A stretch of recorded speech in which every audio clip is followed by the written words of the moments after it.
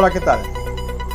La vicepresidenta Verónica Abad, quien en Israel cumple el papel de embajadora y negociadora de paz, dio unas declaraciones para un medio de comunicación francés y manifestó, entre otras cosas, que sufre de hostigamiento por parte directa del presidente Daniel Noboa, pero a la vez se muestra tosuda al negarse a renunciar y tener aspiraciones de ser presidenta encargada cuando Daniel Noboa deba encargar su cargo, dimitir, para ser candidato presidencial en las próximas elecciones del año 2025, como así lo manda la Constitución. La señora vicepresidenta, que cuando era candidata, en sus declaraciones se mostraba ultralibertaria, la misma que minimizaba los derechos de los trabajadores, de mismas mujeres en estado de gestación, o que justificaba que ganen menos salario aun cuando ejerzan el mismo trabajo de un compañero varón. Parece mentira, pero eso defendía la señora Abad cuando era candidata y seguramente seguirá pensando de igual forma, o quizás haya cambiado, ya que sus mismos coidearios, compañero de fórmula en aquel binomio improvisado que fue Noboa Abad, esos ex compañeros, digo, le dieron la espalda y hasta se atrevieron a guardar a su hijo en la cárcel de máxima seguridad del país, denominada La Roca. Pues esta señora denuncia en un medio internacional que está siendo víctima de lawfare, que para quienes no lo saben, en español se lo denomina como guerra jurídica, o dicho más explicado, es cuando se hace referencia a cuando un actor político poderoso instrumentaliza el sistema de justicia para así poder perseguir, neutralizar y hasta destruir a sus competidores o adversarios políticos. Es una mala práctica, ruin conducta, o mejor dicho, inconducta practicada por la derecha mundial para callar voces progresistas. Pero para que nos demos cuenta que ahora mismo en Ecuador no hay tregua y se van contra toda persona que sea un obstáculo para los fines del poder de turno. La vicepresidenta va más allá y recuerda al periodista extranjero del medio francés el mal actuar de Daniel Noboa, que tiene con la madre de su niña, que desde su separación la ha cosido a denuncias, llegando a ser hasta un acoso. Y si a esto le sumamos lo que hace poco declaró en una entrevista a la asambleísta Ana Galarza de la costumbre que tendría el presidente de sembrar droga en vehículos de quien no le colabora, pues es muy grave lo que sucede en Ecuador. Pero quienes están obligados a investigar y sancionar, pues se hacen de la vista gorda, miran a un lado, como sucedió en los dos anteriores gobiernos, en los cuales era la misma fiscal general de la nación. Conclusión, ella es quien permite y hasta viva estos atropellos en Ecuador. Y aunque sea paradójico, porque yo estoy en las antípodas del pensamiento político de la señora Abad, en este caso sí le doy la razón. Me refiero a que es víctima del lawfare. Y a la vista está, después de que el consejero de Participación Ciudadana, Juan Guarderas, la denuncia Abad ante el Consejo Nacional Electoral por delito de campaña anticipada a la alcaldía de Cuenca de la señora, es decir, de infracciones de hace 2 años. Con tal de saciar desquites políticos se hacen presentes ahora. Guarderas a las claras se nota que está haciendo el alfil de Noboa para a través de esta burda denuncia deshacerse de la piedra en el zapato que para Noboa representa a Verónica Abad. Por lo cual, días siguientes fui a través de decreto enviada a Tel Aviv, Israel. Luego de ello, un decreto de reestructuración de la vicepresidencia, minimizando hasta lo último la estructura institucional, porque ha sido atacada la institucionalidad en nuestro país a través de decretos, quitándome también la seguridad que me corresponde dentro de un organismo que está adecuado para la seguridad de sus gobernantes. Y ha sido un largo etcétera hasta este momento, en realidad, lo que ha venido demostrando en hechos el abuso de poder, la falta de respeto a nuestra institucionalidad y que por obviedades hasta este momento hemos llegado a no ser solamente yo quien levanta la voz en el país, sino muchos de los casos en donde el abuso de poder hoy en día, también en la justicia, en los diferentes casos, incluso de hechos internacionales, pueden sin duda alguna ratificar la violencia, el hostigamiento que se tiene cuando a una persona se le ocurre perseguir a otra porque simplemente no está de acuerdo, y eso se llama lawfare. Yo lo he denunciado desde el instante que allanaron la casa de mi hijo Sebastián, en donde sin pruebas, sin un proceso legal, fue encerrado y enviado a la cárcel más peligrosa que tiene este país, que se llama La Roca. Es decir, ha tocado a mi familia, ha tocado a mis hijos, y eso ya no es de un gobernante en el cual uno puede confiar.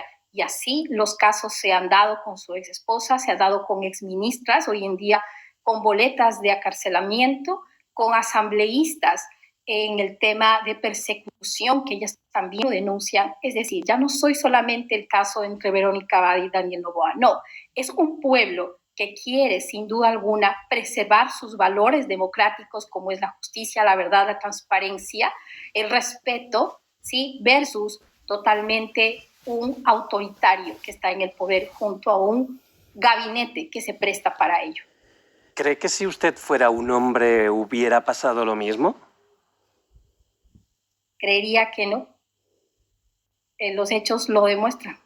O sea, está hablando también antes de otras compañeras, está denunciando también machismo desde la presidencia.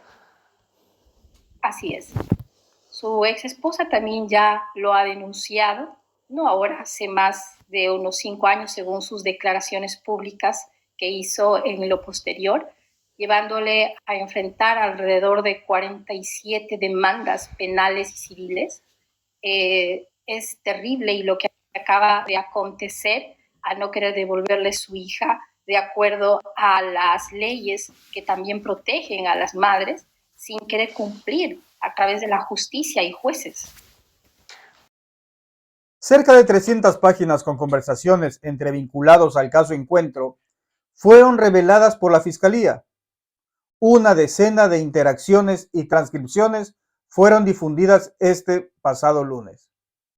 Los documentos que ahora son públicos incluyen fotografías donde se identifica a media docena de involucrados en el caso que investiga el presunto delito de delincuencia organizada. En una de las supuestas conversaciones, el general en servicio pasivo, Víctor Arauz, revela que ha tenido al menos 6 conversaciones telefónicas con el expresidente Rafael Correa. En estas se ha discutido su virtual candidatura política bajo ciertas condiciones de Rafael Correa, como supuestamente era limpiar su nombre. Al respecto, Arauz precisa que las acusaciones son totalmente falsas. Al contrario de lo que publican en esta transcripción, fueron otros movimientos políticos los que me propusieron ser candidato a la Asamblea Nacional. Acota. Incluso este mismo gobierno, y a todos les dije que no. Señaló Arauz en un video publicado en su cuenta de red social X. En el archivo de Fiscalía también se lee que en la supuesta conversación, el presidente Correa puso condiciones para la candidatura del general Arauz, entre ellas que Lenín Moreno, María Paula Romo, Carlos Michelena, entre otros funcionarios, vayan a la cárcel. Que por otro lado, yo acoto que muchos, quizás la mayoría de ecuatorianos, quisiéramos ver a estos angelitos tras las rejas. Sin embargo, el general Arauz se defiende negando rotundamente lo que muestran los benditos y faranduleros chats.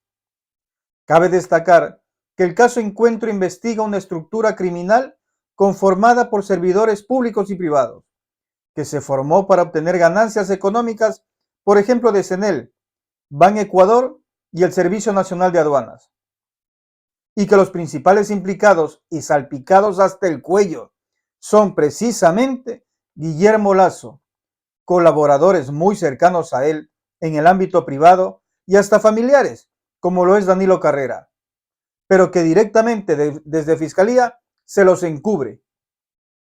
En estos chats hay nuevas conversaciones que involucran a personajes como Rubén Cherres, Hernán Luque, Danilo Carrera y Anderson Boscán. El periodista además aparece captado en vídeos de los que se revelan capturas. Boscán habría visitado la casa de un jefe narco en varias ocasiones, entre finales del 2022 y principios del 2023. Su imagen es clara y es mencionado en transcripciones no tan precisas por la falta de registro de palabras y frases. Las reuniones sirvieron para tratar temas de negocios y empresas públicas como CNT, Petroecuador, SELEC y aduanas, nada más ni nada menos. Las conversaciones apuntan un supuesto reparto de cargos en empresas públicas. Y en este punto caigo en cuenta que personajes como este Boscán, que hasta viajó a Bélgica a hostigar a personas honorables, Boscán que a diario él, su mujer y compañía, la y el Vivanco, se burlan de Vidrio, ¿lo recuerdan?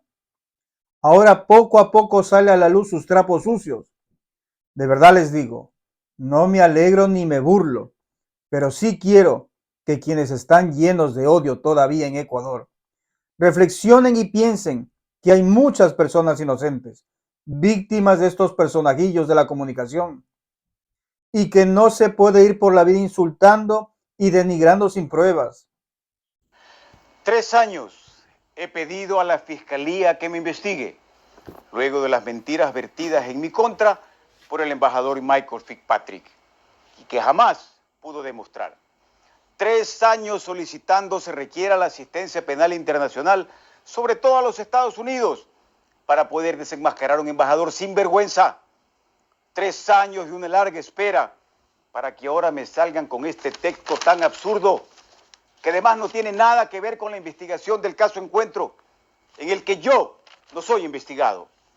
El caso Encuentro es una mutación del caso Gran Padrino, donde se investigaba la corrupción del gobierno del señor Lasso, y del caso León de Troya, donde se investigaba narcotráfico, y que a propósito la Fiscalía lo desechó por no encontrar indicios de ese delito. Entonces, ¿dónde quedan las acusaciones de narcogenerales del embajador Fitzpatrick?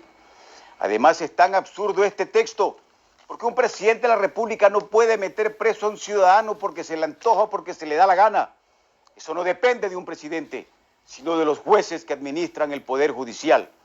Y al contrario de lo que publican en esta transcripción, que parece haber sido redactada por un extranjero por la falta ortográfica y carencia de sentido, fueron otros los movimientos políticos que me propusieron ser candidatos a la Asamblea Nacional, incluso de este mismo gobierno, y a todos les dije que no. He vivido en carne propia el abuso y las calumnias del poder de turno. A lo largo de los años he visto cómo se utiliza el poder político y judicial para atacar adversarios o personas que no piensan igual que ellos. Alguien debe ponerle punto final a esta barbarie. Estaré presto para colaborar con las autoridades si es que lo requieren y cuando sea necesario. Gracias por acompañarme. Les deseo un buen fin de semana. Nos vemos mañana.